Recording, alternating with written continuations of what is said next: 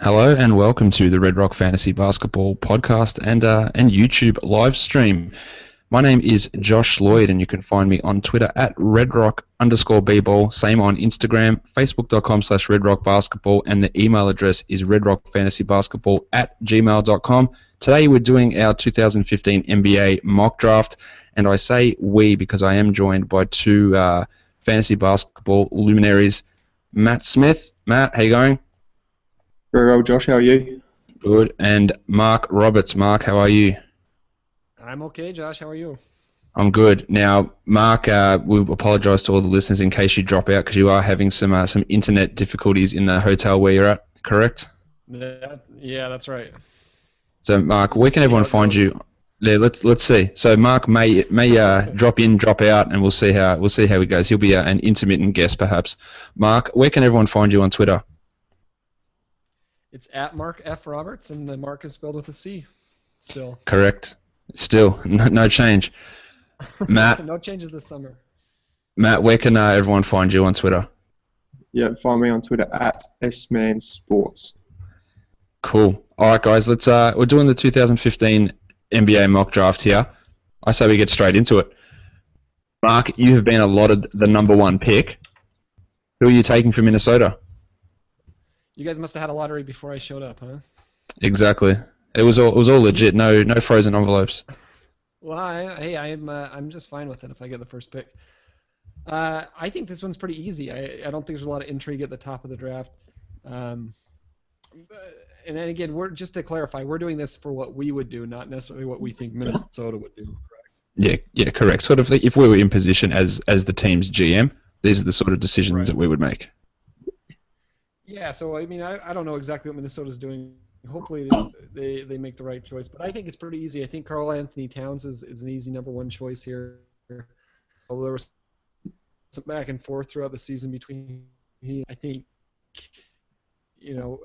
with the and everything, Towns has kind of set himself apart. He's a guy. The way teams want to play, I think probably a better running mate for Andrew Wiggins. So if I was running Anthony Towns. Yeah, to me it's not close. I think Towns is clearly the better option. He can do it all. Me and Matt were talking before we went on air about his abilities, his ability to dribble, to shoot. He can hit threes, which he didn't do last season. His defense, his shot blocking ability. Yeah, he didn't play very much at Kentucky. He didn't need to, but I think that Mark, I think you're right. 100%. He's the clear number one overall pick. I've got pick number 2. And got the Los Angeles Lakers, who pretty much need anything. Although Jordan Clarkson was quite good last season, so that gave me a little bit of pause as to what I was going for in this pick. But I think I have to take Jahlil Okafor as the number 2 pick.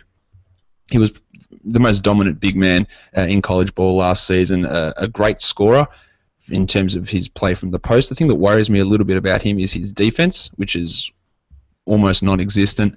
His ability to shoot is not good. He's a good scorer, but he's not a good shooter. Now, in the NBA, where things are going these days, maybe he needs to take his shot further out than 6 feet. We'll see if he can develop it. He's a horrible free throw shooter. He's not a good defender, but he's a great passer, and he's a good scorer. Would either of you have gone a different direction there? I wanted to ask you, are you all worried about his fit with Randall? Or do you not even care about it just because? I think he's a much better player than Randall. If need be, and they don't fit, you trade Randall because he is a much better player than Randall. He's a much better scorer. He's a better passer. Randall, I wasn't a huge fan of Randall coming into last season. We obviously didn't get to see him play, but if there's an issue there, then Randall can just go. Because in some ways, he's just a lot better version of Randall. As a post scorer, he's a big guy that doesn't play as much defense, but he's much better at all of those things.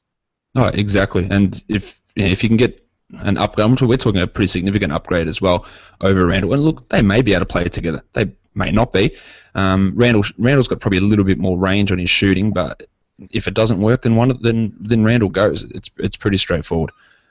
Matt, you've got probably the most intriguing pick of at least of the first 10 picks, and you've got Philadelphia up next. What are you going to do?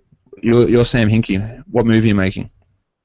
I am taking D'Angelo Russell, the 6'5" point guard, shooting guard from Ohio State now. There's been a ton of hype around Porzingis. I'm not really buying it. I don't think he'll be a complete bust. He'll be better than someone like Ejian Lian, but he isn't going to be Dirk Nowitzki either. And the 76ers can chase a quality big man in free agency. There's just so many of them, while the best free agent point guard is Rajon Rondo and Jeremy Lin, who I believe don't fit their roster anyway. So I really think they need to take a point guard with that third pick. D'Angelo Russell is that best player for me. He led Ohio State in scoring and rebounds last season, while finishing second in assists and steals. Shot 41% from three-point range at 2.3 threes per game. So he can definitely shoot the ball from the outside. Great vision, good passer. His defense needs a bit of work. He may not have the quickness to defend point guard levels, but it feels an immediate need. Excuse me. And I think just quickly for fantasy drafts, generally the first rookie comes off the board around pick 70, except for someone like Anthony Davis, who did go as early as the fourth round. And if Russell does end up in Philly, I see him being the first rookie off the board. Now, it wouldn't even surprise me if he does go sort of in that 60 range. I think his counting stats will be pretty good. Percentage is poor, like most rookies, but for those counting stats, Russell at the 76ers is a great fit. I agree that he is a pretty good fit, and there's a lot of talk coming out about Porzingis and about the Sixers wanting to go in a different direction. But honestly, we never have any idea what the Sixers are going to do. So all that is just speculation. And while I'm a little bit cautious with Russell in terms of, as I spoke with Ed Isaacson on the podcast during the week, he was a bit of an unknown coming into the season and has shot up the boards to become a consensus pretty much top 3 player. There's a little bit of a concern with him. And when I was doing some of my rookie projections yesterday, his numbers didn't come out as good as I anticipated they would. But in Philadelphia, it's all going to be amplified by the lack of talent around him, and I agree with you, Matt. I think that if he does land in Philadelphia, he will be the number 1 rookie off the board in fantasy drafts. Mark, you've got the Knicks up at pick 4. What did you think of D'Angelo Russell at 3? Does that affect your plans for the Knicks? No, and I don't think it will in real life. Like I think there's a good chance that he's gone either pick 2 or pick 3. It seems really likely that he'll either go to the Lakers or Sixers or third. You guys see that they projected him as the most likely to be an all-star and the most likely to be a bust as well? Yep. Thing on him, I guess. I mean, the bust thing must just be because of his athleticism, right? He's not an elite athlete. I think it's that. Can see in his game. I think it's more he's a partial unknown as well. Like I mentioned, that he didn't have a big reputation coming into last season, and maybe it's like, was this a bit of a fluke? Was there a number of a number of things potentially happening that led to him having this sort of breakout season? And maybe it was a flash in the pan sort of thing, that everything worked to his advantage in terms of the Ohio State system. So there's definitely a little bit to be concerned about, but overall, it's the pick I would have made if I had Philadelphia's pick. With the Knicks, Mark, apart from trading down, which appears to be what they're looking to do. Yeah, I'm with the Lakers too. Yes. What are you doing for New York at 4? Oh, I mean, I think so. This pick's probably down to Porzingis and Moutier, right? Yeah, I think those are the top 5 think picks so. right now. Is just because we've seen how important, big knock on Moutier. If he's not going to be able to shoot, or if he's not going to be an elite shooter, he basically has to be John Wall to be effective. Scare good plays on a good NBA team right now that can't shoot. Can be as effective at John Wall at defense and running pick and roll and all those things. I don't see how Moutier effectively works out. So I think the safer pick, even though he's kind of an unknown, is to go with Porzingis here. I like weird Porzingis. Fit a little bit, just the power forward. I think even though they're probably both power forwards, I think that Anthony and Porzingis can play together. I think a lot of the thing Porzingis brings can fit around Karl-Anthony. And I'm not totally sold that the Knicks are going to try to build around those two pieces. I mean, you mentioned that they're going to try it out. It seems silly to build a team around Karl-Anthony and a draft pick right now. It seems like you would trade one or the other because they're not going to reach their peaks at the same time. No, well, Mallow's over 30 now. He's not. Yeah. He showed a decline last season, even before the injury. Probably the injury was bothering him most of the season, but he wasn't quite as good as what we'd seen previously. And we're talking about taking a guy who's 19 or 20. By the time they hit 25, Mallow's 36. It doesn't all mesh together. Yeah. You've got to trade one of those guys if you're going to try to win. If you want to build around Anthony, you've got to trade the pick, I think. Yeah, I agree with that. I don't know whether they will or what, but there's been a lot of talk coming out of them trading it for Ty Lawson. That's the one I've been hearing a lot. And the Nuggets looking aggressively to try and get 2 top 10 picks. So that would be an interesting move, getting Ty Lawson. That would fit more with the Anthony timeline. Lawson's obviously not an elite player, but he's a pretty good NBA point guard, and he's more in that age range where he's more mature and actually can help the team win, especially if they're able to make a splash in free agency, which I do doubt, because I'm not convinced that they're going to be able to grab big names. All right, I've got Denver pick 5. If they could get number 4 pick for Lawson. There would have to be something else involved. There would have to maybe Lawson and Fareed. I don't know, but that's what I've been hearing a lot is Lawson to the Knicks and pick 4 with other pieces involved. All right, I've got the Orlando Magic here now. Matt, in the Red Rock Twitter draft we did last week, you had pick 5 at Orlando and you picked Justice Winslow. Is that right? That is correct, yes. So I'm in an interesting situation here. I would have jumped all over Porzingis had he fallen to me here, but obviously he hasn't. So I don't think Emmanuel Mudiay is the guy to go for, even though he's probably the next most talented player because Peyton's there, Oladipo's there, and I just don't see 3 guards who can't shoot being a great fit. I know you try and take best player available, but I'm not talking. The gap between Mudiay and the next guy is not quite as high. Now I'm debating a couple of players here, but I think I'm going to take Mario Hezonja, the swingman from Croatia. I was debating him and Justice Winslow, but I want someone who can score, someone who is a scorer. Now this guy has got a crazy attitude. It's not necessarily a bad thing, but he pretty much just thinks he's the best player on the court at all times, no matter who he's up against. He came out and said that he should be the number 1 pick in the draft. He's been playing with Barcelona this season, not necessarily doing a huge amount there, but playing with men. He had a big game the other day, though, right? He did. I think that was the last game of the season for them. Yeah, with the playoffs, or I don't even know how that league works, but. It was he scored like 18 or 16 points or something, and I've got my man on the ground in Croatia, Ivan Gazic, who's a listener to the podcast, and he's from Croatia obviously, and I asked him about Hezonja, and he said, this is Ivan's words, "I've known him since he was 10 or 11 years old. He's from the same city as my best friend. I've played summer pickup games with him and official leagues in younger age categories. I'm really excited. I think he can play at that level. He can really jump, run and shoot, and he reminds me a bit of Ben McLemore. He has no mental fear and had no shame in taking 30 shots per game. He thinks he is the best." I think that's pretty, and that's coming from a guy who's known him since for 10 years. Ivan plays first division basketball over in Croatia, so he's got a little bit of knowledge on the subject, and I think Hezonja is going to be a real interesting fit over there in Orlando.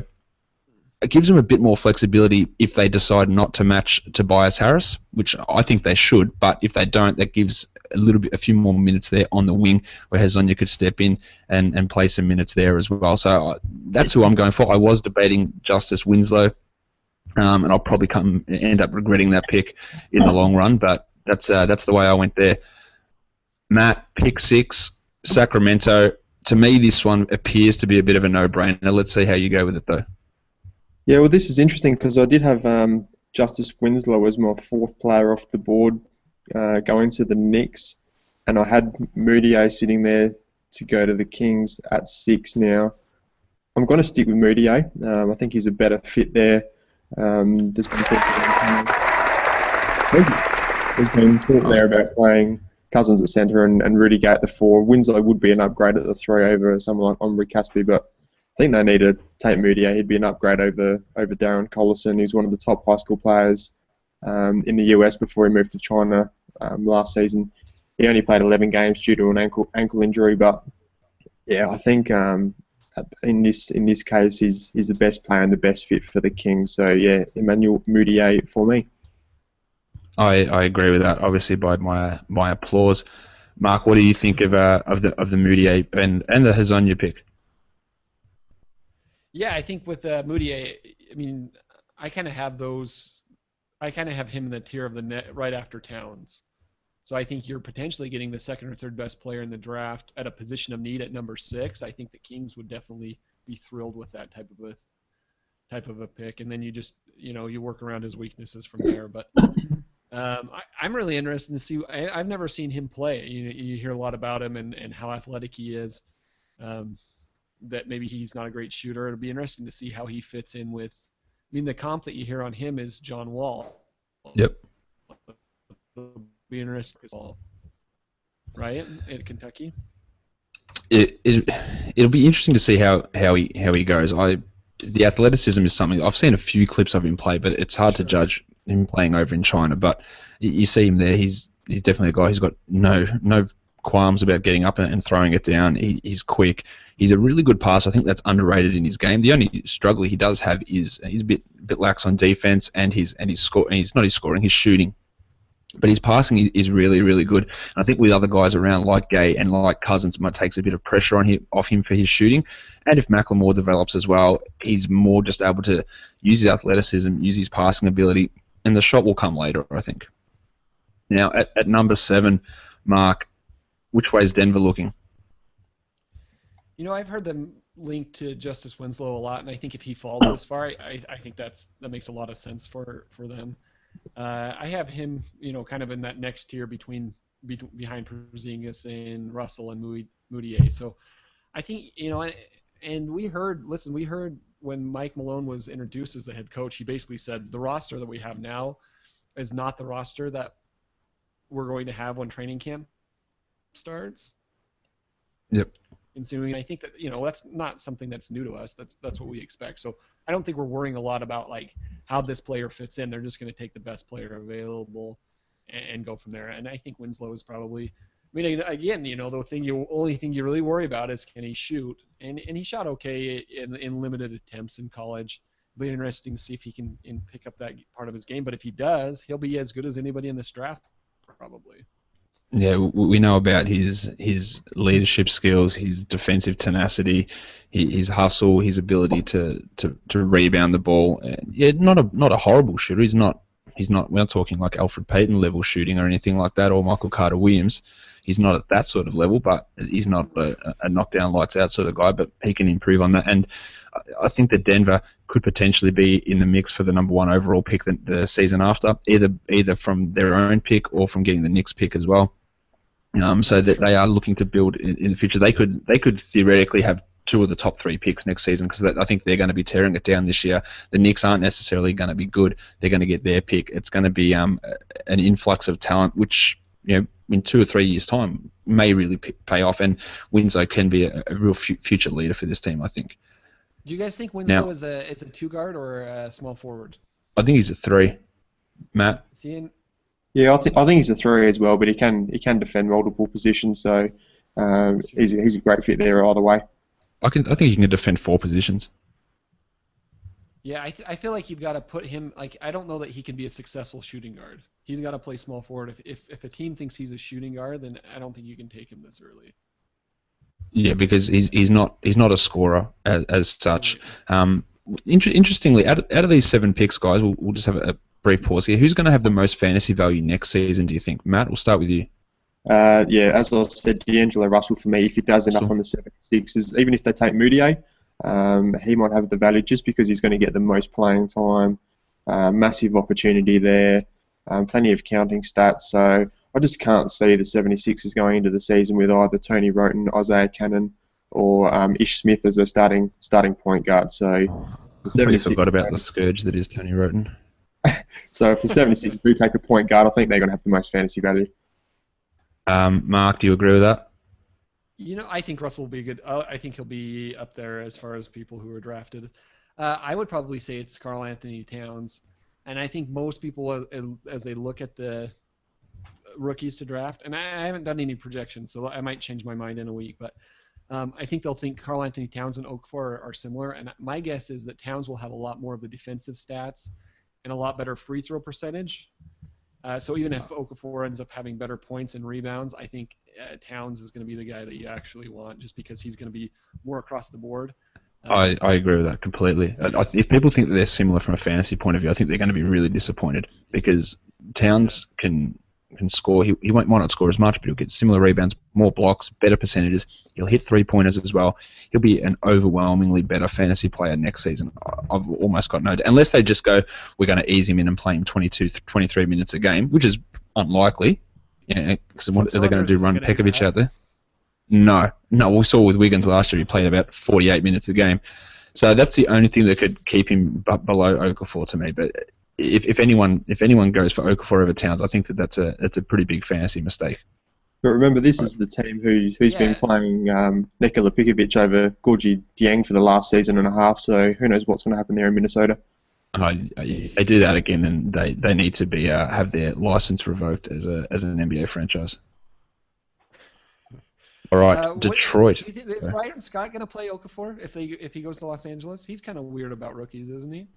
He's just weird in general. I would say he'd have to, though, because what does he have? They're declining Jordan Hill's option. Ed Davis is going to be a free agent. Carlos Boozer's not there. Where are they going to play Robert Sacre? And I don't even know who else they've got left on that team. Tariq Black. Surely he plays Okafor. Surely. Yeah. Maybe he would force him to play Okafor. Or 10 or 15 games till. Yeah. He's going to have set dates to start in. Idiot. Remember when he did that with... Yeah, don't get me started on Byron Scott. All right, I'm picking at pick 8 with Detroit, and this is not easy to me here at this point. We saw that Greg Monroe's basically gone. Ersan Ilyasova has come in, and Stan Van Gundy is going to like that. I think he's going to really enjoy Ilyasova playing the 4 there. But that doesn't preclude him from taking another guy at the 4, so I am considering Trey Lyles here. But in the end, I think I'm going to go with Stanley Johnson. The Pistons need a wing player. Their position, their 3 is just a nuclear wasteland of garbage, and now Caron Butler's out of town, so it's even, I don't even know the right word, more garbagey? I don't know. But they need someone to play the 3. Jody Meeks can't do it. Kentavious Caldwell-Pope's not a 3, as good as a defender as he is. Stanley Johnson's a guy that I was a bit surprised. I did his rookie projection last night, and it came out actually okay. Like, obviously not team-specific, just his numbers. He looks like he might be a guy who's able to put up some interesting stats on a fantasy team. But I think that they just need a guy with a big body to play out there. Not that he's huge, but he's obviously NBA ready. He can go out there and absorb minutes.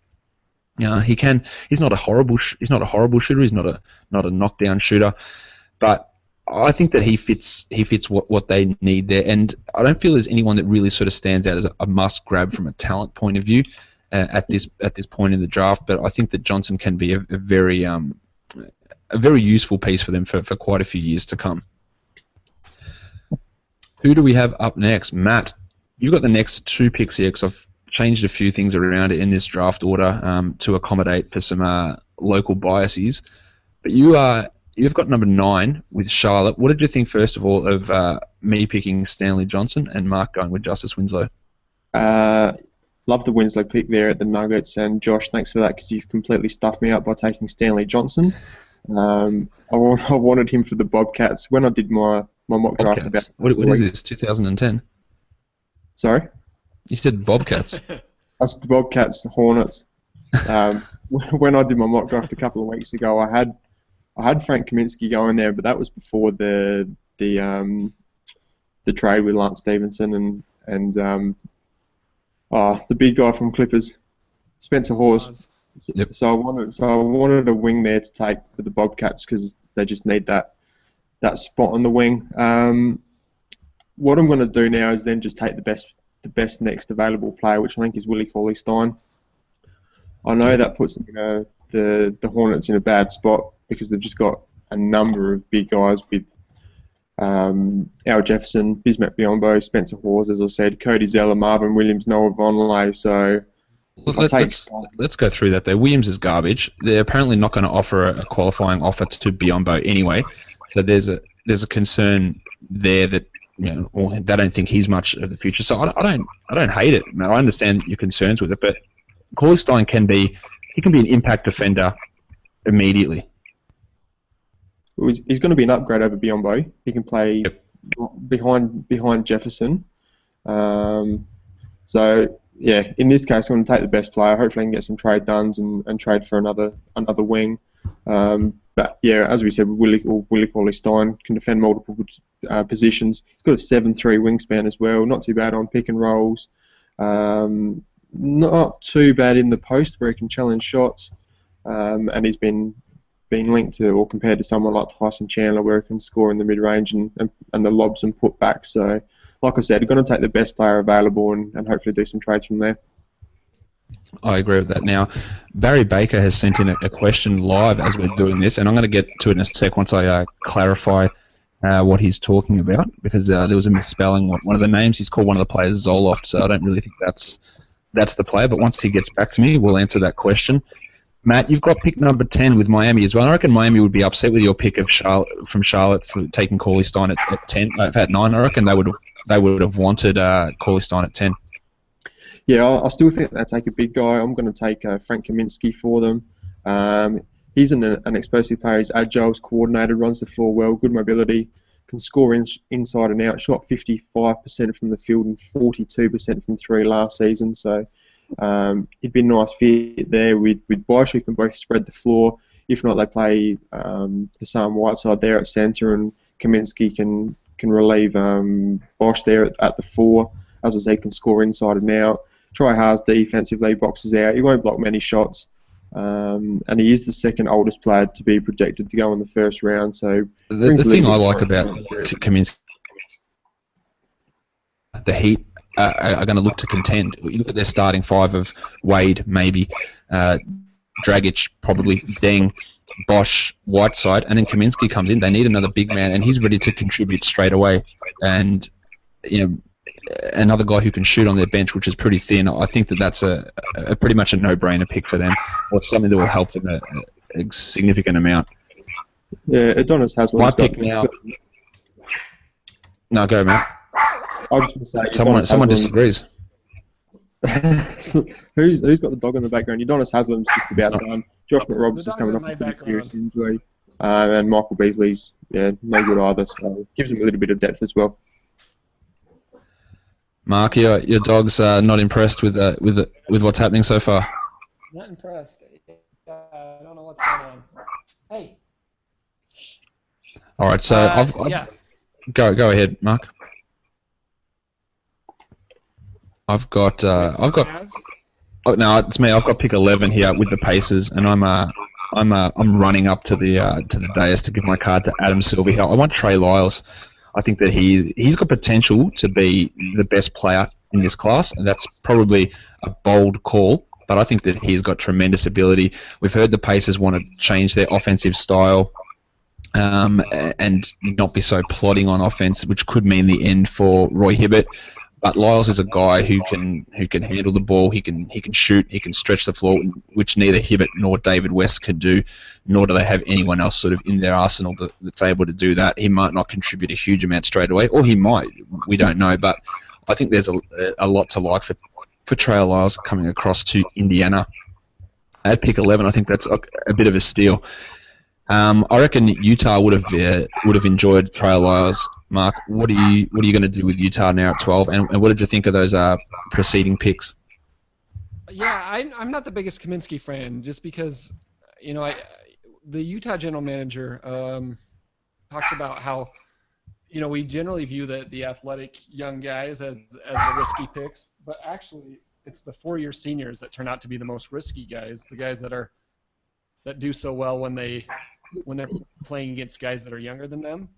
And I think maybe Kaminsky has a chance to be that type of a player where he didn't do well in college until he started playing as a 22-year-old against 18 and 19-year-olds. So I think as I look at who's going to bust out of this draft, I think there's a good chance he's the type of guy who ends up busting out, meaning doesn't do well. Yeah, that's true. Yeah, so I mean that's my worry with him. I do, if there's a team that it makes sense for though, it's probably Miami who's trying. You're right, he's trying to win now. Lyles, I think, I think the comp that comes to my mind with him is like a David West, and so it's kind of interesting that he ended up in Indiana just because that's where David West is. I think he can maybe eventually even fill that similar role if they still have a David West role in their offense. The guy I'm going to go with for Utah, and I think it's a Utah-specific pick, is because in the past year or so we've seen one of Utah's strengths, and one of the things that they actually believe that they're good at is developing players. So I think Utah is going to want to take a player that they can kind of mold and develop and turn into a good player in 3 or 4 years. They're going to try to take advantage of the player development that they have. So I think they're going to go with a player like Miles Turner. It'll depend on who's up on the board and whatever. But I like that. I approve of that. Yeah, and as you look at who's, what types of skills that you're looking for in a big guy these days, you're looking for somebody who can shoot and somebody who can defend the rim, and potentially Turner can do both of those things. He's just 2 or 3 years away from doing either of those things, I think. I think that's they need some big man help. Not that they need real starters with Gobert and Favors there, but their best backup is now Trevor Booker, which is not necessarily a great spot to be in if someone goes down. He's a serviceable guy, but there's no real upside in him. So I agree that they need to go big here, and Turner is the right guy to go. Now, Barry Baker's gotten back to me with a correction of his question. Now, my answer is pretty straightforward, and I imagine your guys' answer is going to be pretty straightforward as well. Barry asked, in my Dynasty League, which player, Karl-Anthony Towns or Jahlil Okafor, will give me the best roto value? It's clearly, for me, it's Towns. Matt?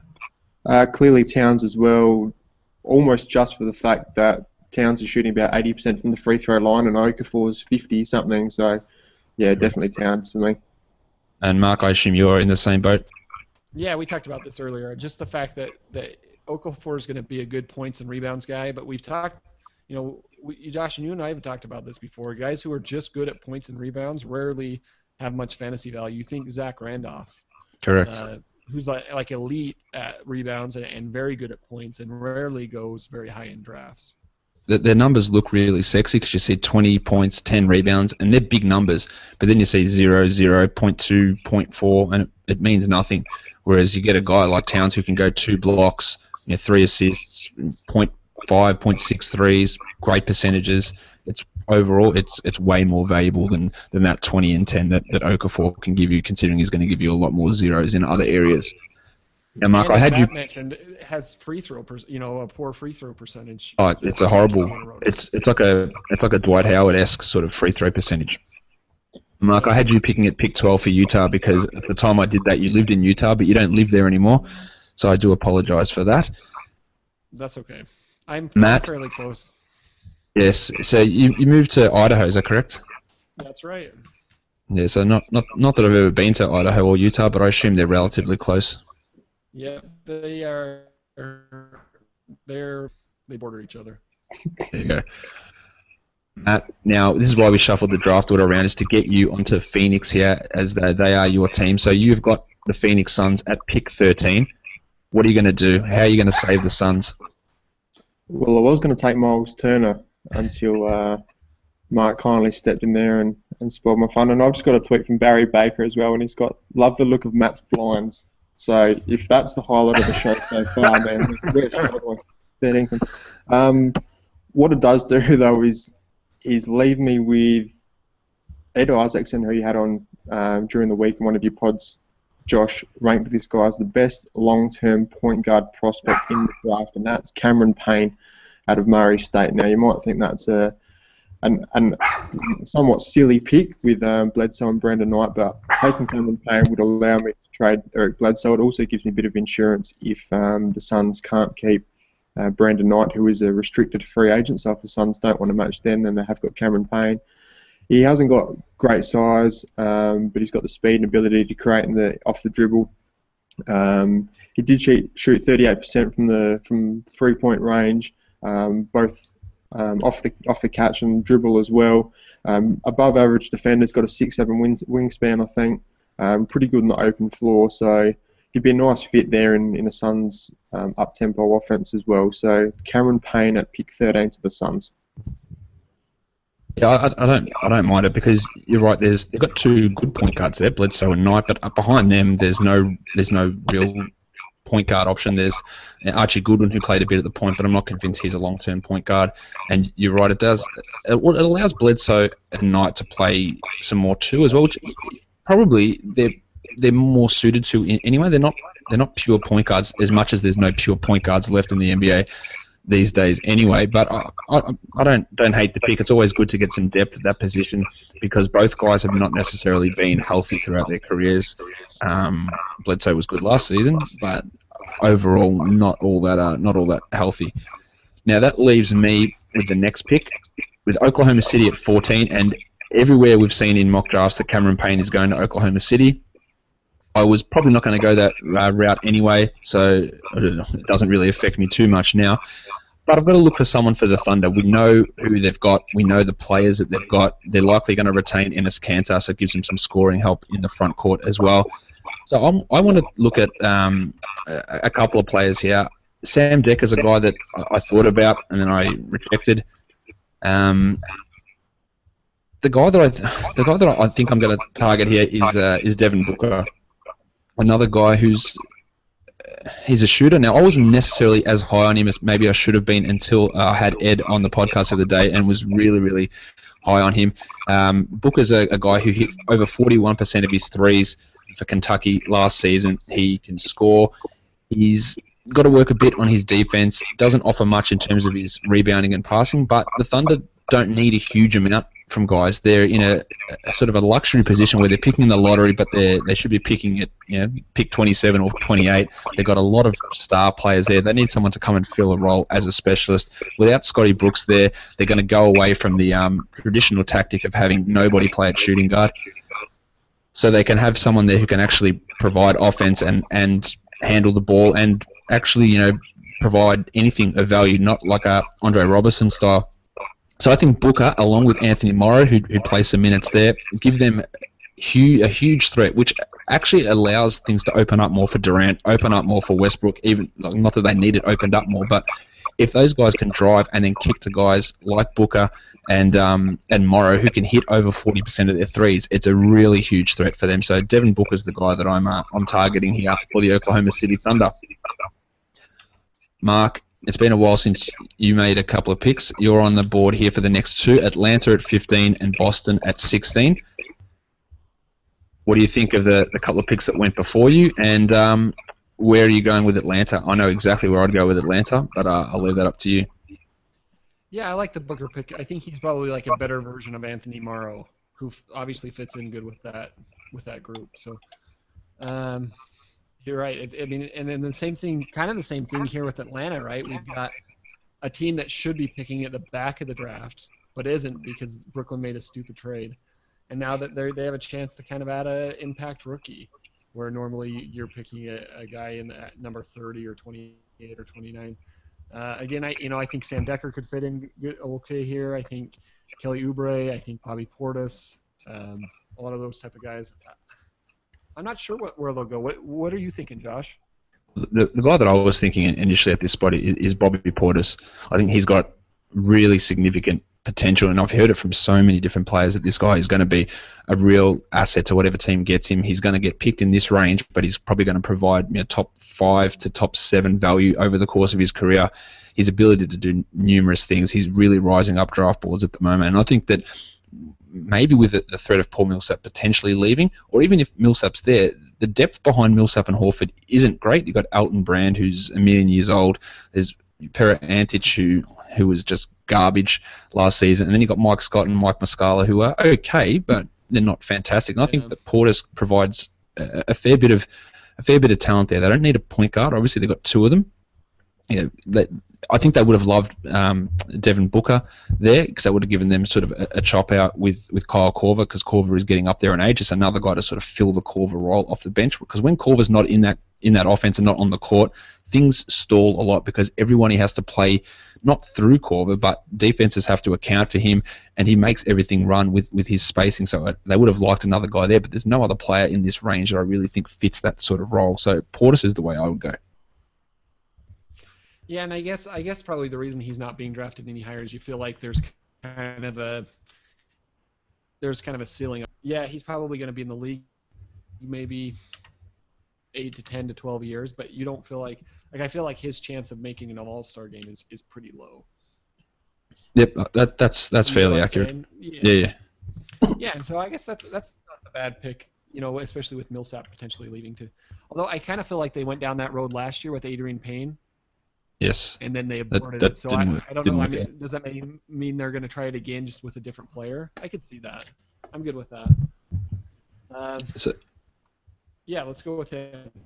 I feel like Bobby Portis? Boston, I think that they're another team that feels like that they're going to be good at developing players. And so you're looking at somebody taking maybe a more high upside, high risk.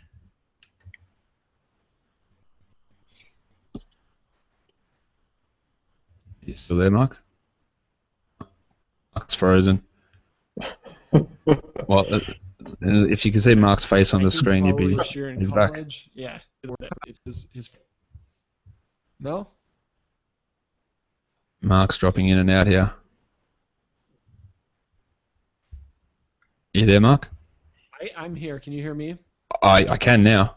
So we didn't hear much of that Boston spiel. So go back. I thought it was like how much I love spun gold. Kelly Oubre. Kelly Oubre. Yep. I think that's a really good pick. I think here's the logic behind it for me for Boston. I think Boston's going to look at somebody who that they feel like they can develop, and Oubre has all the measurables. He can jump, he can run, he's athletic, but he had a really poor first year in college. And part of that is Bill Self. I mean, Bill Self made Andrew Wiggins look like a pedestrian player, and he obviously is an excellent player. So I think that they're going to look to develop Oubre and just bring him along, with Brad Stevens there, with the good infrastructure that they have, and hope he turns into. When we were talking about Bobby Portis, I feel a lot more confident Bobby Portis will be in the league in 10 years. But if one of them is going to make an All-Star game, it's going to be Oubre. So I think Boston takes the chance here. If they don't move up, I think there's a good chance Boston eventually moves up in this draft. We're hearing a lot of whispers about that, about them trying to get into the top 10 with all their assets over the next 5 years or 4 years or whatever it is. They're looking to really make a splash and grab one of those guys. And I've heard they really want to target Willie Cauley-Stein, who'd be a real interesting guy for them alongside their other bigs who aren't necessarily defensive juggernauts with Olenek and Sullinger. I think he'd be a fantastic fit if they were able to move up into the top 10 and grab him. Yeah. All right, so it's my... a defender like that. They do. He would fit them perfectly. But I like the Oubre pick there. It means they don't have to rely on Jay Crowder to play the three, which is good because Jay Crowder I don't think is a good basketball player. So I think that they could split the minutes, but I don't. Crowder's not a starting three on a team that contends for the championship. Oubre could be. He could also be far from that, but I think that he's got more potential to do that than what Jay Crowder does. But I'm picking at 17 for Milwaukee, and I would have loved Bobby Portis to fall here, so I gave him away to you at 15 there, Mark. I think I'm going to take local hero Sam Decker, not just because he played for Wisconsin. Decker's a hard guy for me to get a read on, because in terms of what he did during the season, it was okay. Like, he wasn't a knockdown shooter or anything like that. But in the tournament, he hit everything. His three-point percentage was through the roof. It was over 40% in the tournament when he only shot 33% through the season. Which one of them is real? Which Sam Decker is real? The guy who gets hot and hits his shots, or the guy who struggles from three like he did during the regular season? Now, his overall shooting percentage was solid all the way through. He shot 53% from the field all season, but the Bucks need someone who can really shoot, because they don't have... Giannis isn't a shooter. Carter Williams isn't a shooter. Jabari Parker's not really a shooter. They need someone who can shoot. So if they're confident that the Decker that they saw in the tournament is a more realistic facsimile of what he can be in the NBA. And I think they want to jump over him here. I'm taking Sam Dekker here. He can play the 3, he can play the 4. I think there's not necessarily a huge amount of upside for him, but the Bucks got a pretty young core, and they're all going to develop. And I think that Dekker can develop into a nice backup 3-4 sort of player. Houston, pick 18. Okay, you've seen go off the board since your last pick, which feels like forever ago. Devin Booker, Bobby Portis, Kelly Oubre, and Sam Dekker. Do you love any of those? Do you hate any of them? Yep. Were you paying attention? Oh, well, I was paying attention, but I'm also looking at Marc's face, who's frozen. I know, now he's back, but he's frozen. He looked like one of the clowns at the show where you put the balls in their mouth. He was just frozen. It was absolutely hilarious. But anyway, I had Sam Dekker going at 15 to the Hawks. I really like him on the wing there, especially to fill that DeMarre Carroll role if he goes. I think the Hawks would be able to replace Paul Millsap with one of those big free agent guys. So I had Sam Dekker to the Hawks. Had Bobby Portis to the Bucks. I like that pick as well. So that leaves me with the Rockets at 18. Couple of point guards here, taking the best player and also filling need. Got Jerian Grant and Tyus Jones. I like Grant slightly better. I've got him ranked higher. Good ball handler, good size, gets to the rim and can finish. Can also find open teammates on the perimeter around the basket. Defensively, pretty good as well. Could be a handful on the perimeter. He can probably one of these guys who can play backup point guard right away, so can step in there behind, Harden, take some of those minutes from Jason Terry and Prigioni, the old guy there, if any of those two come back. So Jerry and Grant for me. But like I said, backup and could become a starter in a few years' time. No, he could become a starter maybe this season. Like Patrick Beverley's a restricted free agent. They love what he can do defensively, but he's not necessarily a high caliber point guard. Grant may not be a high caliber point guard either, but I agree that they've got to take a point guard at this spot. Mark, you're up at 19. Do you agree with that for Houston? Do you think they need a point guard? And if so, would you have taken Grant, or would you have taken Tyus Jones, or would you have taken somebody else? Or are you not going to take anyone at all? No, Mark's frozen in a state of perpetual stillness. He's gone. No, all right. Mark's just done a Carmelo Anthony on us, just given up. Just had enough. I'm out of here. He's the hotel internet has given way for Mark, so he will rejoin us at some stage, I assume. All right, so Matt, I'll take over Mark's pick at pick 19. Then, seeing that he is in absentia. Washington at pick 19. They necessarily surprised us, but they definitely had a better playoffs than I think. Oh, he's back. He's back. Mark's back. We haven't been able to hear you for the last 2 minutes. No, still not. The wonders of modern technology. All right, I'm going to keep going then with this pick at 19 for Washington. I think that they're going to take a point guard as well. They need a backup to John Wall. Ramon Sessions doesn't cut it. Will Bynum most certainly doesn't cut it. They're going to take whoever Houston doesn't take out of Tyus Jones and Jerry and Grant. So considering you took Grant, I'll take Tyus Jones, which suits me fine, because if I had been picking at 18, Matt, I would have taken Tyus Jones ahead of Jerry and Grant, but it's not a big difference between the two of them. There's no real hope of Tyus Jones ever unseating John Wall or anything like that. They just need someone who's a backup there and someone who can put in the time and give Wall a break. Or if something happens to him and he gets injured, there's someone who can run the show reliably, not relying on Ramon Sessions and Will Bynum to win you a playoff game. I'm not saying that Jones is going to be better than Sessions next season, but in two seasons or so, he should give you more than what Sessions was able to give us last season. Matt, you want to take the next pick, which is Toronto at pick 20? Correct. I was going to take Jones if you hadn't. I'll take Rondé Hollis Jefferson, 6'7", small forward out of Arizona now. He's touted as one of the better defenders in the draft as well, similar to a Justice Winslow. Should be able to guard 3 to 4 positions. Good size, long, quick feet. He's agile, gets in good positions to rebound the ball. Don't expect much of him or from him on the offensive end. He can shoot the three, but he's best in transition in the open court. So Toronto have always sort of struggled with that support position. When I say always, in the last couple of years. Not sure whether Terrence Ross is the answer. DeMar DeRozan's a better shooting guard.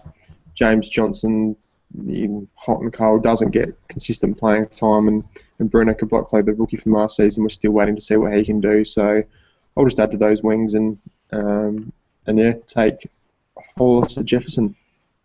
Yeah, but I think that Hollis Jefferson's a pretty decent pick at that spot. We're at this point of the draft where you're sort of grabbing what you can, what sort of best player available, so to speak. And I think that Hollis Jefferson is a pretty decent player. He is a good defender, and they do need wing defense. They've got James Johnson there, who is a pretty good defender, but he's not able to shoot. Not that Hollis Jefferson's able to be a great shooter, but he's not a horrible shooter. So I think that's a pretty good pick there. Matt, all right, still no sign of Mark. Oh, Mark, you there? I can see your face and your way. Oh, you're back. All right, so we've taken the next two picks because you were frozen on our screens. All right, let's jump back into the order that we had prearranged, guys. So Matt, that means you're back up at number 21, and then Mark goes at 22 for Chicago. So Matt, Dallas 21. They need a point guard. They're going to be super pissed that Jerry and Grant and Tyus Jones are off the board, I imagine. Which way are you going? Or do you see another need for them? Because with Monte Ellis almost definitely opting out. Yeah, I can't sort of find a decent guard at this point of the draft. Probably RJ Hunter's the next guy, maybe Terry Rozier. But I'm leaning towards Kevin Looney, 6'9" power forward out of UCLA. He's got a 7'3" wingspan. He's not a gifted athlete, but makes up for with his hustle. He won't be a factor in the NBA probably in the next season or two. More of a project player, but just feel that Dallas need, once again with Dirk Nowitzki coming to an end, Tyson Chandler probably on his way out. They've got so many holes, as you said, with point guard, shooting guard, but maybe just a project guy that they can play there at the 4 and 5 and give him a couple of seasons, and then take over from Dirk when he retires. I really like the Kevin Looney pick here. I think that's too late for him to go. I probably should have taken him a little bit earlier, but yeah, he was in my mind to pick at 17 for Milwaukee when I grabbed Sam Dekker. I think that's a pretty good pick, Matt, and you're right. They've got tons of holes, Dallas. Look, Dallas generally fills their holes pretty well. Even though they seemingly turn over their entire roster every season, they seem to do it pretty well. So I do like this pick, and I have faith in them being able to put together a competitive unit next season. Now, Mark, if you are still with us, it's your pick at pick 22 for Chicago. Are you there? Doesn't seem like it. No. All right. Well, sorry, Mark. I'm going to take your pick again, unless you chime in the next 20 seconds. Chicago. This is my team in real life, so it's fallen to me nicely. Who do I take here? They don't have a huge amount of need. We've got Rose and Butler, a stacked front court. There's Mike Dunleavy at the 3, which is not an ideal situation, but there's Doug McDermott who can jump into that role potentially next season. So I'm sort of just looking at the best player available really at this point. And with Taj Gibson out for the next 4 months with that ankle surgery, Joakim Noah showing definite decline. It might seem stupid for me to grab a big guy, but I think that they might need a big guy because I think someone gets traded in the offseason. Gibson's already dealing with injury. I could take a wing player, but there's no one that's really appealing to me a huge amount at this point. They could develop Mirotic into a 3 somewhat also. Not that I'm that convinced about that working, but it's a possibility. I'm going to take, now I've got no idea how to say this guy's name, Montrezl Harrell. Yes. I'm going to go with that. Good pick. Now he's listed as a power forward. He's only 6'8" though, so he's not huge. He's not slow. He's a real hustle guy. I think that he is the guy that the Bulls want here, because I do imagine that we could see Gibson and Noah both out of here, have Gasol at center, Mirotic at the 4, and then Harrell playing back up there along with, say, Cam Bairstow, or even if only one of those guys gets traded, it just gives them depth because Gasol's not young, Noah's not young, Gibson's not young. Like, these guys are all old, so we could see, not that Gibson's old, but he's not 22. He's like 28 or 29 or 30, close to that range. Plus, he's out for the next 4 months. They need backcourt help. Not backcourt, front court help, and no one was appealing to me on the wings, and I've got faith in Dougie McDermott to jump in and take a few more minutes this season under Fred Hoiberg. Mark, if you're there, it's a big if, you can take the next pick, which is Portland. Are you around? You're watching intently. I can. Well, okay, you're back. Great. You can hear me? Pick 23. Pick 23 is the Portland Trailblazers. Now, you've missed a few picks since then, so you can see who we picked. Can you any recap on the guys that have gone? Yeah, I can. Yeah, I mean, you were looking for a point guard, Matt. I really think DeLon Wright is going to be a good player for somebody in the middle of the first round. He's not going to probably be an all-star either, but he's somebody I think will end up being solid. And as far as I can tell, all of the analytics models really like him as even like a top 10 player in the draft. So I agree with that, Mark. I think whoever gets him outside the lottery is going to be really happy with him. I even heard Kevin Pelton mention that if he goes to Dallas, he thinks he'll be the rookie of the year. Wow. Okay. I didn't hear that, but he's a guy that intrigues me immensely. Someone asked me last night if I had any sleeper picks for the draft, and Portis and Wright were my two guys.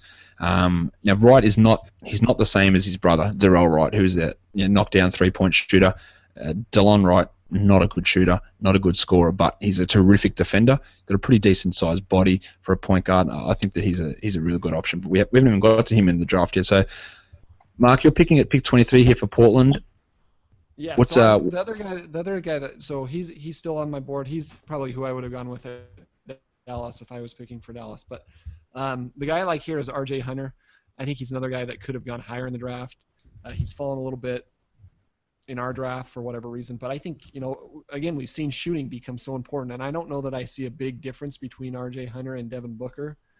Hunter struggled this year in shooting because he was double and triple teamed all the time at a small school, but I think he can fill the same role that Booker or somebody that can just come in and shoot three-pointers as a fourth or fifth option to the floor.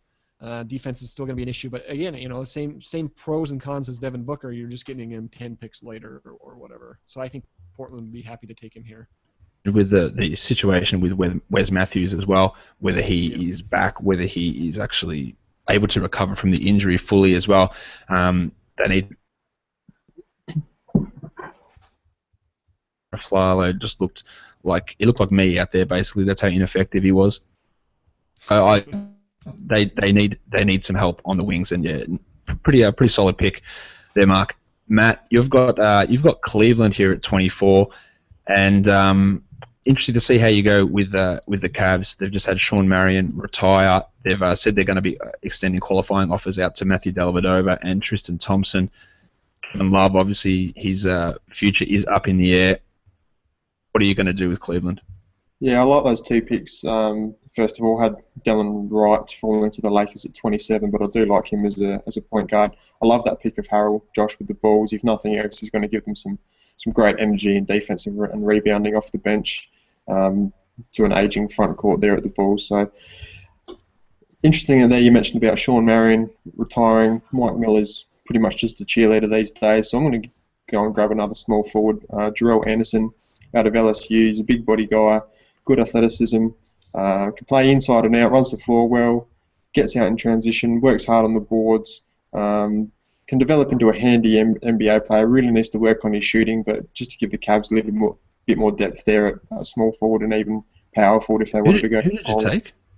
Jarrell Anderson out of LSU. Dropping out, Matt. Who did you take? Jarrell Anderson. Who's Jarrell Anderson? He's Jarrell Martin? No. Or Justin Anderson? I think you've just created a hybrid. Have I? Yeah, there's Jarrell Martin and Justin Anderson. Jarrell Martin's from LSU, Justin Anderson from Virginia. Yes. But Justin Anderson's the 3. I think Justin Anderson's the guy you want. No, Jarrell Martin, sorry. Yeah, I have. Jarrell Martin. Right. Jarrell Martin, sorry. But you got 2 for the price of 1 there, so that's a pretty good deal for Cleveland. If you could mix them, they'd make quite a player. They'll make a very good player if you could mix them together. I don't think you'd be getting them at pick 24 if you were mixing all their trades together. But all right, so Jarrell Martin for Matt at 24. Mark, you're up again with Memphis at 25. What are you looking at there? Yeah, I mean, we're kind of at the point of the draft where we're definitely not picking starters, right? There's nobody here that's Correct. going to come in and is going to start for most of these. Maybe the Lakers, but in general, you're looking for quality backups. And again, I just think DeLon Wright is the best player available at this point. Memphis doesn't have a lot of need for him with Mike Conley there. Although we did see Nick Lathis play a rather big portion of the playoffs, and I'll bet they wish they would have had a better quality point guard to plug in there. So I'm going to go with DeLon Wright just as a best player available. I feel like he kind of fits that culture a little bit as a tough guard who's going to be able to defend. He's not going to make a lot of mistakes. We're again looking at a team that's kind of in a win now mode. I like him for Memphis. I agree with that completely. I think that's the right pick for them. Nikolaithis and Beno Udrih. Udrih's okay at times. Kalaithis is potentially exploring his options to go back to Europe. I think that they would love Wright, and yeah, you're right. His defense fits in perfectly with what they do. Although they do need shooting, but they've just never really shown that they're going to go and do that. Although Jordan Adams, I predict a pretty big role for Jordan Adams next season. I think that he can fit in with this team and take some of the minutes away from guys like Courtney Lee and Vince Carter. I think he needs to really take a big step next season. Now I am picking for the San Antonio Spurs at pick 26. Not a huge amount of need for this team, to be honest. They're a pretty solid squad. There are some pretty good players left on the board still. I'm considering Terry Rozier from Louisville. Don't know that he's the guy that I really want to go with here though. And Justin Anderson is an okay option for me too. But I'm going to end up going with the pretty stock standard San Antonio Spurs route and take Guillermo Hernangomez, the big 6'11" center from Spain. He may not come over straight away, and he can just join the plethora of players that the Spurs have got overseas. I think they've got about 5 guys stashed in Europe still, and a couple of guys that I really like over there with Olivier Jean-Charles and Davis Bertin. Hernangomez could come over in 2 or 3 years, and once Duncan retires, he might start filling a role. He could potentially take a role over from Splitter if he doesn't develop as necessary. But I think Hernangomez is a guy that we're not going to see anything from this season, and down the track could be a guy that we forget about, was drafted at pick 26 and ends up becoming a serviceable player on a playoff team. I don't know why I just did that pick, Matt, when that was your pick, so I apologise. I just had a complete mental blank. So you can take my pick of the Lakers. I don't know what I did then. All right, Matt, you're up with you take the Lakers. Not the first time you've cut my lunch. I'll take Rashad Vaughn. Is that a guy? Is he a player? No, he's a real player. Yep. I'll give you that one. Cool, I'll take him. Shooting guard out of UNLV. Now he had an injury that ended his season, but he still shot 38% from 3 prior to that. Can be aggressive when attacking the baskets. Got tools to be a good perimeter defender. He's only 18 years old, so he's a project player. But with the Lakers, they're looking sort of long term, or maybe even short term behind Kobe Bryant. And we've got Wayne Ellington, Wes Johnson, Jeremy Lin, Ronnie Price. All these guys are unrestricted free agents, so they need some help there in that sort of shooting guard, small forward role. So and throw garbage as well. Now, Matt, if you had had pick 26 for San Antonio, which way would you have gone? I would have still taken Vaughn at the Spurs. I like him there as well with some of their guys. Ginobili's just about retired. Danny Green and Marco Bellinelli are both unrestricted free agents as well. So I think they need to just replenish those shooting guard stocks. Not a bad pick. Now, down to the last 3 picks in the draft. Mark, this is your last pick. Boston again at pick 28. You took Kelly Oubre with their first selection. What are you doing with this one? We're kind of stretching the limits of my draft knowledge. I only know about 2 or 3 players left on the board at this point. Terry Rozier is an option, and again, just because I know who he is. Boston usually does some kind of funky things, especially when they've already made a pick. So the guy I'm going to go with is Dakari Johnson from Kentucky. I know that he ends up pretty high in some of the analytical models. Very high. Yeah, it's obvious that the stats or the scout guys don't agree with him with him being that high, but I've seen him ranked as high as 5 or 6. He's another big guy. So again, we mentioned maybe they would want Willie Cauley-Stein. Maybe they get Johnson here. The thing It's with just a Johnston project. Yeah, is go ahead. his he had to play with Towns. He had to play with Cauley-Stein. He had to play with Trey Lyles. So he just didn't get playing time. Now, look, maybe he's not better than those guys, but I think he's better than what a lot of people expect and from what a lot of people saw, because he just didn't get playing time, and they didn't need to get playing time. And when they're playing for Kentucky, they just don't. They do what they need to do in limited roles. They can't show their full skill set. I think it's a really good pick. I think that he's going to be a very, very good player in the NBA. I think that the 27, maybe not 27, maybe the 10 teams that passed on him before them will probably be a little bit disappointed. They did. Yeah, and that kind of seems like a move Boston would make, that Danny Ainge would just go for that type of a player. I don't know. I think it's a good pick, because they as we mentioned with Cauley-Stein before, they need a defensive presence at center, and he can be that. Right now, I am not going out of turn this time, so I will take the 29th pick with the Atlanta Hawks. They took Bobby Portis, not the Atlanta Hawks, sorry, the Brooklyn Nets. I've got that wrong on my list here. The Brooklyn Nets. It was the Hawks pick, and the Nets took it over. So I've got the Nets pick at pick 29, and as you mentioned, Mark, we're down to the not necessarily the end of things. There are a few players that I don't mind here, and I know a few of them.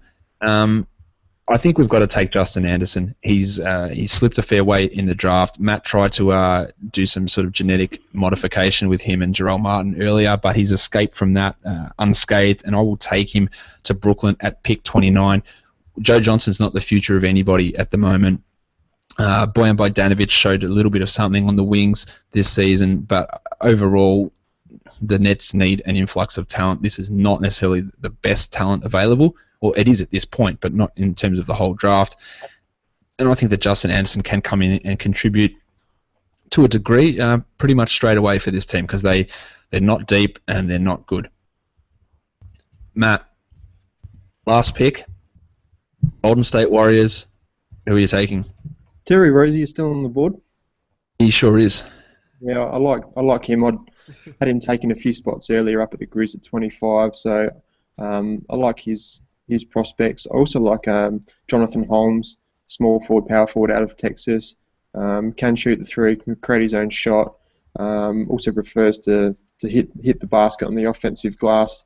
So that'd be another nice fit there for Golden State, who with David Lee either being traded or coming out of contract in a year's time. Maurice Bates is an unrestricted free agent. Harrison Barnes is also a free agent at the end of next season.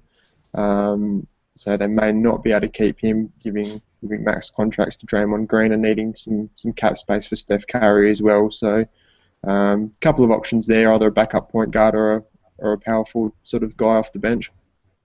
That does it for the 30 picks. Now, I'm just going to ask you guys individually, is there any other players that you think could be some sneaky options that we haven't talked about? Mark, is there any of your players that's still left in your scope of knowledge? I got one guy left. I got a few guys left, but the main guy I think is intriguing. I would be interested if my favorite team took at the end of the draft is Robert Upshaw from Washington, just because he's a gargantuan human being. He's 7'4". We saw what Rudy Gobert did, and you can see why he's not Rudy Gobert. Like, he's not as mobile and as athletic. But it's not like anybody thought Rudy Gobert either. So we don't think Robert Upshaw is going to be any good. He just looks too slow and lumbery. But we didn't think Rudy Gobert was going to be good. So I think when in doubt, you take the guy who's humongous and hope that you can turn it into something. And even if that's a guy who can come off the bench and play 15 minutes a night, that's a huge win for you in the second round.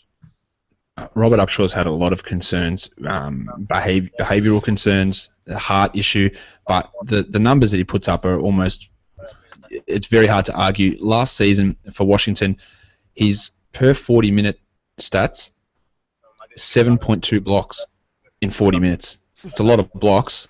13 rebounds and 17.6 points per 40 minutes. Now, someone has to not as many as you'd think. 3.3. Really? Yeah, which shocked me.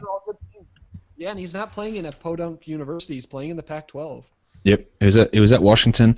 They're legit numbers, and if people look. He's been dismissed from 2 universities, from Fresno and from Washington, and now he's got the heart problem. So I think that he's a guy that if I have pick 31, I'm taking him right there because I don't want to give him like a first round guaranteed type contract. I want him in a second round deal, but at pick 31, I'm taking because I think he's probably the best guy left on the board. A couple of international guys that I'm interested in is Mahamadou Jete, the centre from France, and Nikola Militinov from Serbia. 2 real big guys as well. And it's hard to get guys who are 7 foot, and I think there are a couple of players who should have a bit of interest in that second round, along with Cliff Alexander, who struggled in his only year in college, but came in highly touted out of high school, and there's probably a little bit of something there for him. Matt, anyone else you're interested in? The only other guy that I was looking at is actually now pulled out of the draft, so might have to save him for 12 months' time. Was that Vesenkov? No, it was George De Paula out of Brazil. Ah, the point guard, yes. Yeah, he's a 6 point guard. He's got a 7-inch wingspan, and he's also got the second largest hands of anyone who's ever been to the draft combine. I was disappointed that he pulled out, and the same with Alexander Vesenkov from Bulgaria. I think that's where he's from. Disappointed that both those guys pulled out. I think there was some real intrigue for them at the end. Now, we've talked a little bit about fantasy value, guys. Just a quick under-the-radar dynasty target from any of these players. Who's someone that you think that in 3 to 4 years could be a real surprise that you might be able to get late in a rookie draft? Matt, we'll start with you. Cameron Payne for me, as I said, sort of mid-round pick. Great chance to be one of the better point guards out of this draft class. So if we're looking sort of long-term, next 3, 4, 5 years, Cameron Payne for me. Mark? I guess Porzingis doesn't count. No. Deeper than that? Yeah, Porzingis should be off the board in the top 5 in a rookie dynasty draft. I really like him from a fantasy perspective of, even if I'm talking about, I would take him over Okafor, for example. Yep. But a little while down, I mean, probably the same pick as I made a little later for Boston is Kelly Oubre, is just a guy that you'd be able to get at the dead last end of your dynasty league. He's not going to contribute for a little while, but if Boston, if the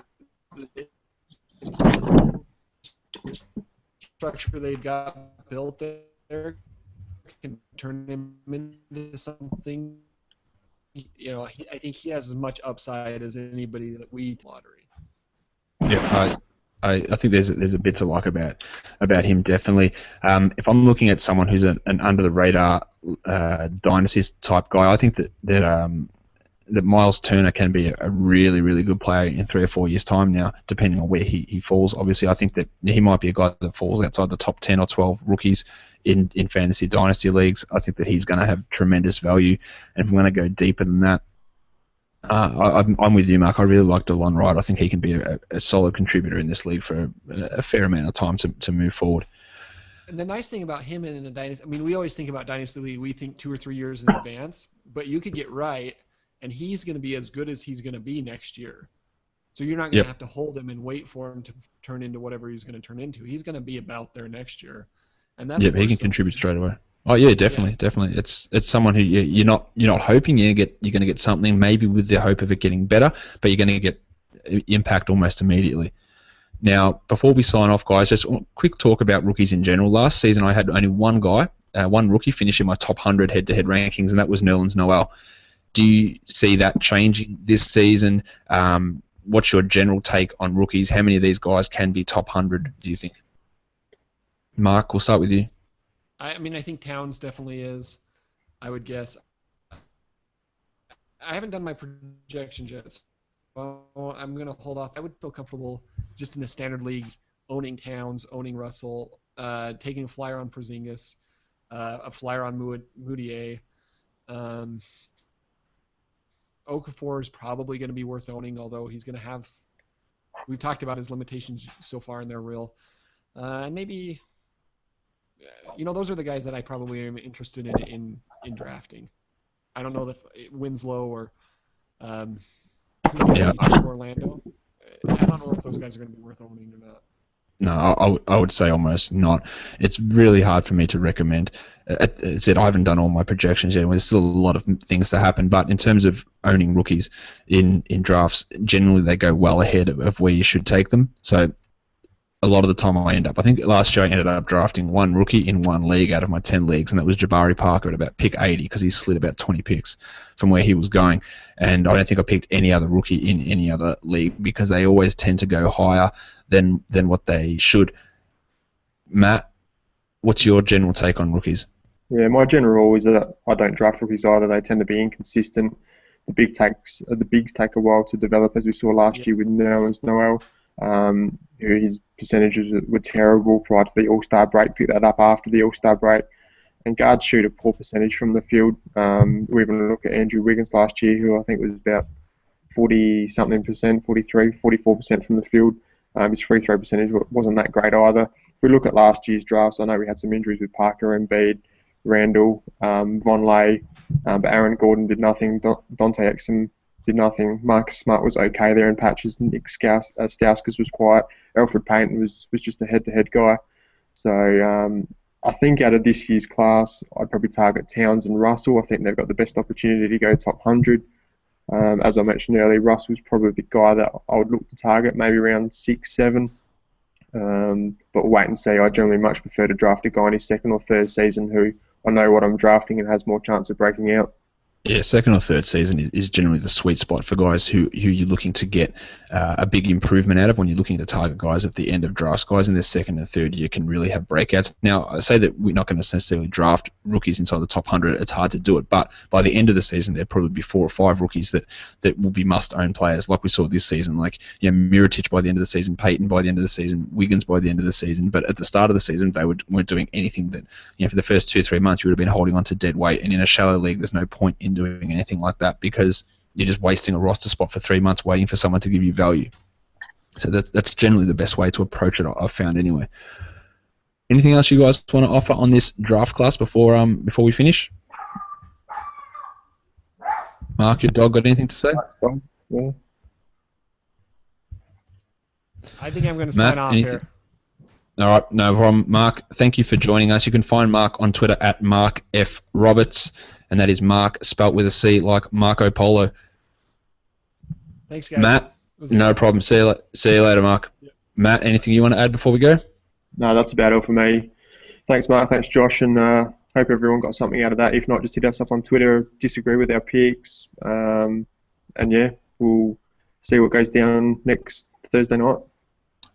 Friday for us here, Matt. I'll be watching it. I've taken the day off work. That is my commitment to this NBA draft. I'm taking the day off work to watch it live. I think it's the first time I've ever watched the draft live, so I'm looking forward to that. I'm looking forward to seeing how it all pans out.